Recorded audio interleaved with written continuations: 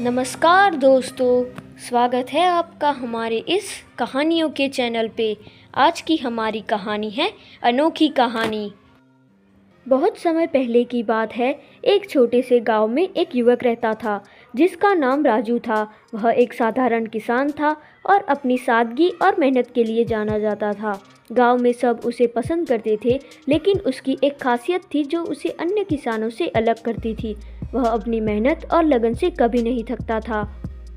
एक दिन गांव के एक पुराने विद्वान ने गांव के लोगों को एक रहस्यमय कथा सुनाई। विद्वान ने बताया कि पास के जंगल में एक अद्भुत पेड़ है जिसका फल सोने का होता है।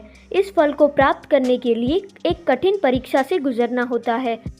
जो व्यक्ति इस परीक्षा को सफलतापूर्वक पूरा करेगा उसे अपार धन और समृद्धि प्राप्त होगी।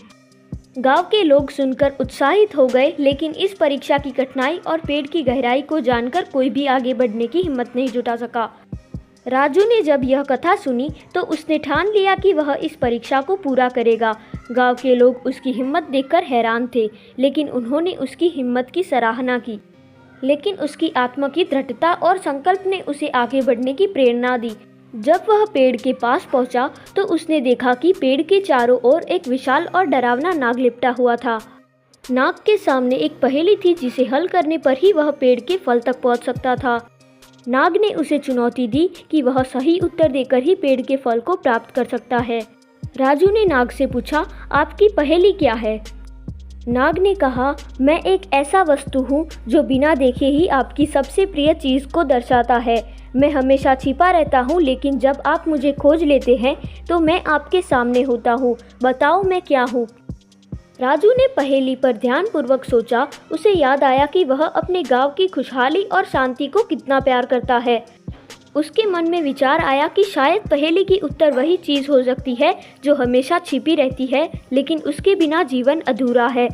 उसने निश्चय किया कि वह उस उत्तर को सही बताना चाहिए। राजू ने उत्तर दिया, आपका उत्तर है सपना। नाग ने उसकी बुद्धिमत्ता की सराहना की और रास्ता दिखाया।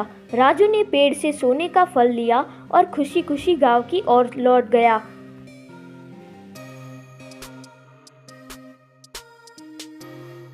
गांव में लौटते ही राजू ने सबको बताया कि वह परीक्षण पूरा करने में सफल हो गया है। गांव वालों ने उसकी प्रशंसा की और खुशी से उसका स्वागत किया।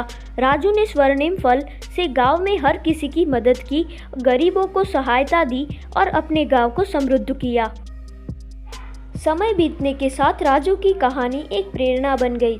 उसकी मेहनत, धैर्य और बुद्धिमत्ता ने साबित किया कि कठिनाई के बावजूद अगर हिम्मत न छोड़ी जाए तो हर समस्या का समाधान मिल सकता है।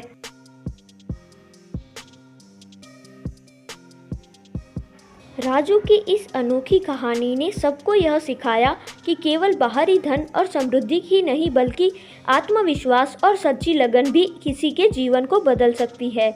और इस प्रकार एक साधारण किसान की अनोखी यात्रा ने एक पूरे गांव की किस्मत बदल दी।